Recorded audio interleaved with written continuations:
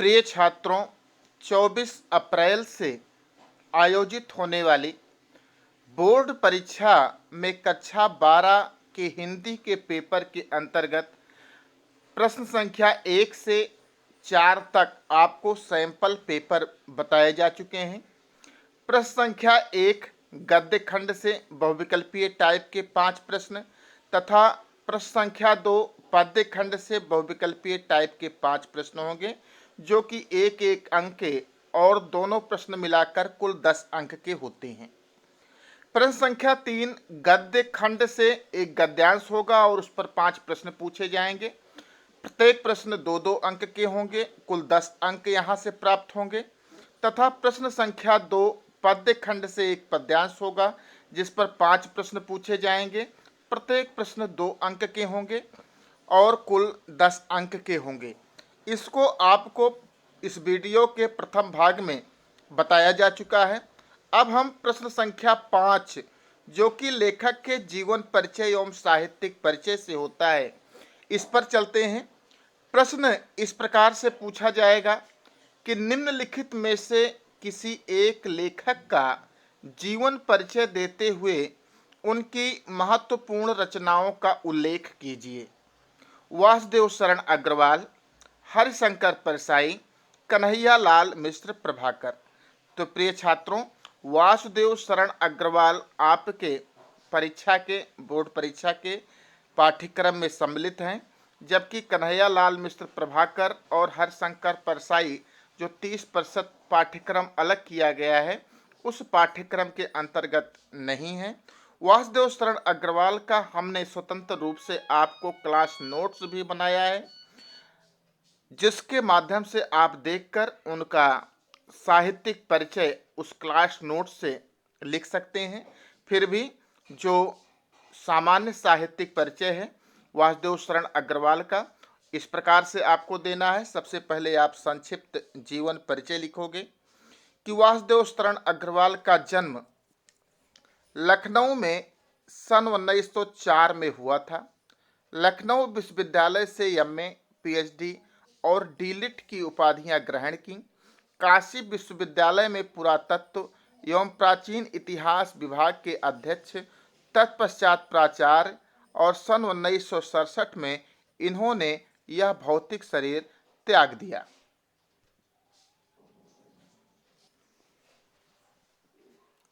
साहित्यिक परिचय।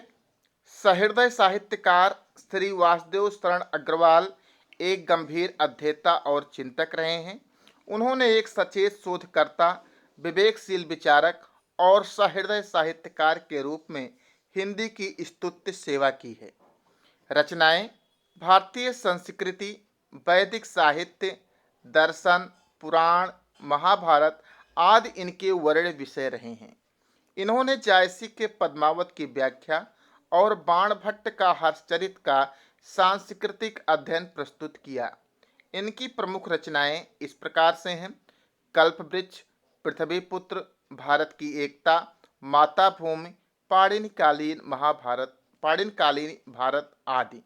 तो प्रिय छात्रों, ये तो एक संक्षिप्त इनका साहित्यिक परिचय था, लेकिन वासुदेव शरण अग्रवाल का वास्तविक साहित्यिक परिचय, जिसको हमने क्लास नोट्स के माध्यम से आपको दिया है, हमारे यूट्यूब चैनल वर्णी हिंदी क्लासेज पर आप प्लेलिस्ट में जीवन परिचय की प्लेलिस्ट में उसे आप प्राप्त कर सकते हैं और वहां से नोट बनाकर ही इनके साहित्यिक परिचय को याद कीजिए और लिखिए।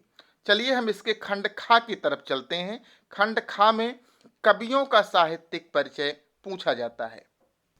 अब इसी प्रश्न संख्या 5 के खंड खा में कवियों के साहित्यिक परिचय से संबंधित प्रश्न होगा, जो कि 5 अंक का होगा।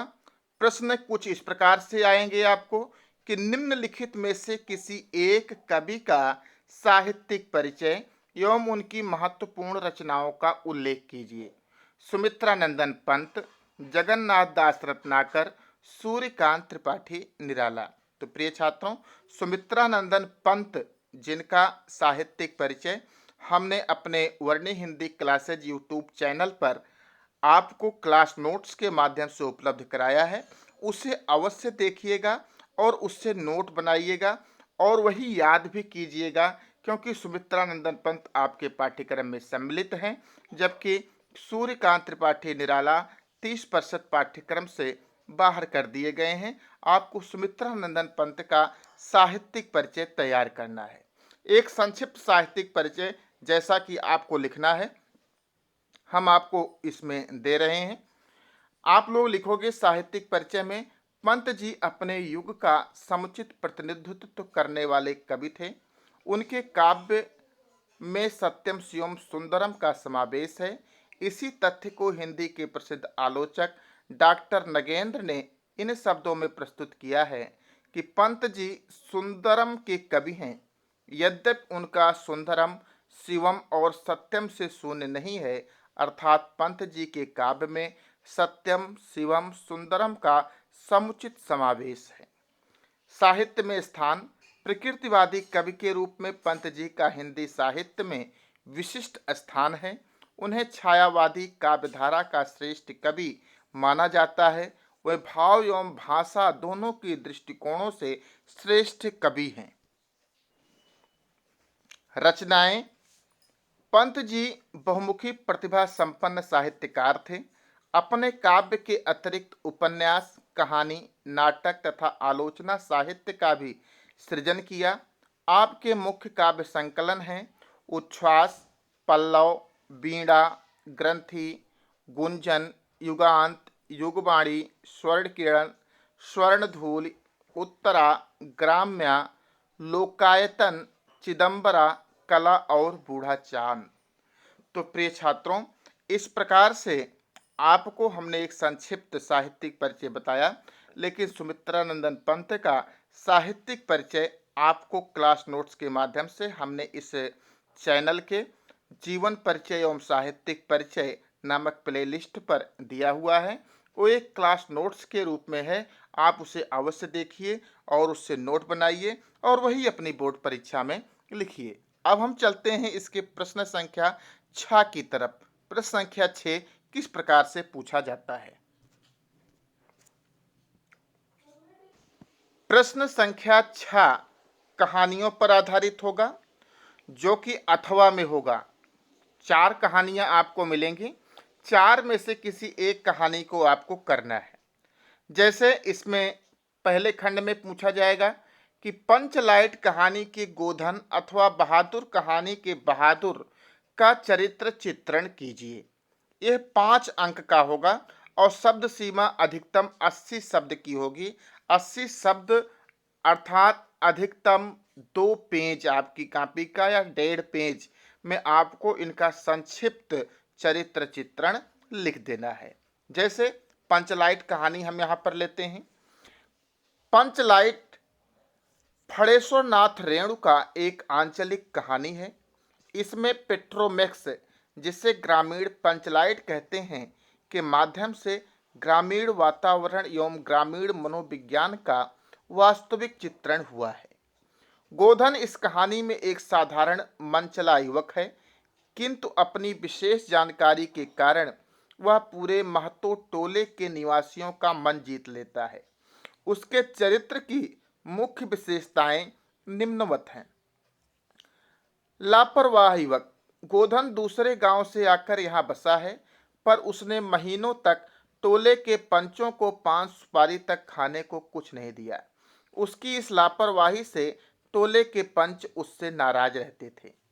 मनचला युवक, वह अपने टोले की लड़की मुनरी को देखकर हम तुमसे मोहब्बत करके सनम यह गीत गाता है और आंखों से इशारे करता है।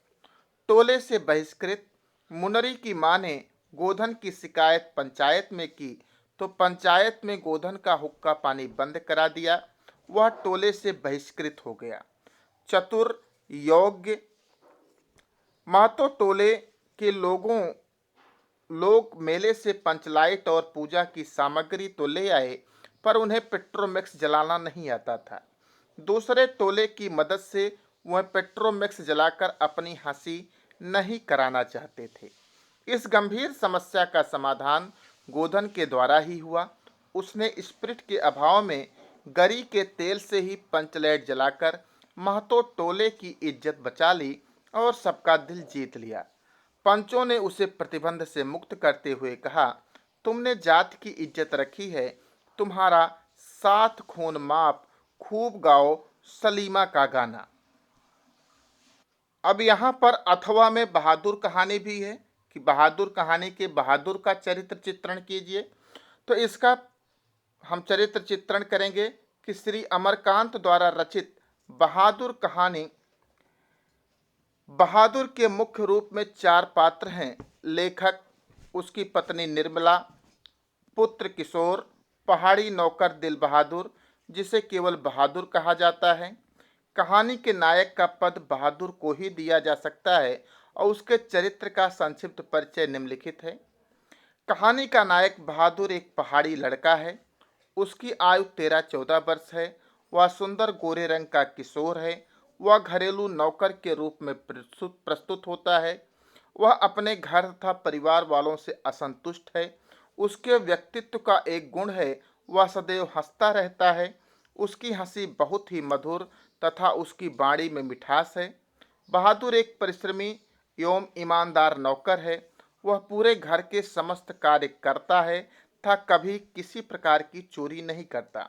वह अत्यधिक सहनशील, घर के सभी सदस्यों से वह मार डांट खाता है परंतु कभी विरोध नहीं करता। बहादुर जहाँ एक ओर सहनशीलता की मूर्ति है, वहीं उसमें स्वाभिमान भी है। वह अपने पिता को दी गई गाली सहन नहीं करता। उसे स्नेह की भूख है। वह मातृ प्रेम चाहता है। जब निर्मला उससे था अपने बच्चों में भेद करती हैं तो उसका दिल टूट जाता है। संक्षेप में कहा जा सकता है कि बहादुर में वह सभी गुण हैं जिनकी अपेक्षा किसी घरेलू नौकर से की जा सकती है। तो प्रिय छात्रों, एक चरित्र चित्रण से संबंधित प्रश्न 6 में आ सकता है और दूसरे टाइप का प्रश्न इसमें अथवा में आ सकता है कि खून का रिश्ता अथवा लाठी कहानी का सारांश लिखिए। तो यहाँ पर आपको कहानी का सारांश लिखना होगा। जैसे खून का रिश्ता का सारांश आपको लिखना हुआ तो उस कहानी की संक्षिप्त कथा वस्तु को आपको अपने शब्दों में पिरोकर 80 शब्दों में या अधिकतम 1.5 पेज में आपको लिखना है।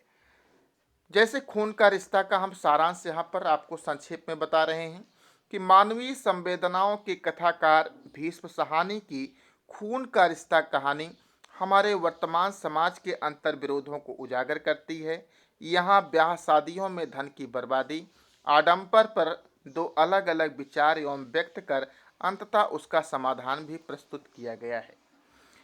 इस कहानी का कथानक मध्यम वर्गीय परिवार के सामाजिक परिवेश से लिया गया है। वीर जी एमए पास युवक है। वह सगाई, ब्याह आदि के अवसरों पर धन की बर्बादी और आडंबर का विरोधी है। उसके पिताजी अर्थात बाबूजी आडंबर प्रिय लगते हैं और दहेज के प्रति लालची प्रतीत होते हैं। बाबूजी के परिवार में उनके शिक्षित युवा पुत्र वीर जी के अलावा पुत्री मनोरमा, उनकी पत्नी, चचेरा भाई मंगल सेन और नौकर संतु रहता है। वीर जी अपनी सगाई कहानी के सारांश और चरित्र चित्रण से संबंध में आप हमारे YouTube चैनल पर उससे संबंधित प्लेलिस्ट में वीडियो देख सकते हैं।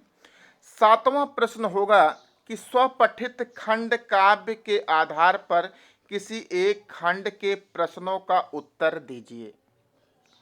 तो आपके सिलेबस में जो भी खंड काव्य है आप उससे संबंधित प्रश्नों का उत्तर दे लीजिए। आप उससे संबंधित प्रश्नों का उत्तर आसानी से दे सकते हो क्योंकि या तो खंड काव्य का सारांश पूछा जाता है या तो उसके प्रमुख पात्र का चरित्र चित्रण पूछा जाता है। इस प्रकार से आपके बोर्ड परीक्षा के खंड का के अंतर्गत 1 से 7 के प्रश्न होंगे। अब इसके बाद खंड खा शुरू होगा जिसमें संस्कृत दिग्दर्शिका अर्थात आपके हिंदी विषय के अनिवार्य संस्कृत अंश तथा हिंदी व्याकरण और संस्कृत व्याकरण से संबंधित प्रश्न होंगे जिन्हें आपको खंड खा के अंतर्गत हल करना है। तो इस खंड खा के अंतर्गत किस प्रकार के प्रश्न पूछे जाएंगे इसका वीडियो हम अगले भाग में ले आएंगे। आप अभी यहाँ तक के प्रश्नों को देखिए। जीवन परिचय तथा साहित्यिक परिचय से संबंधित जो वीडियो हमारे यूट्यूब की प्लेलिस्ट पर हैं उन्हें आप देखिए, वो आपके पाठ्यक्रम से संबंधित हैं और उनसे संबंधित नोट्स भी बनाइए, जिससे आप आने वाली परीक्षा में अच्छा अंक प्राप्त कर सकें। धन्यवाद।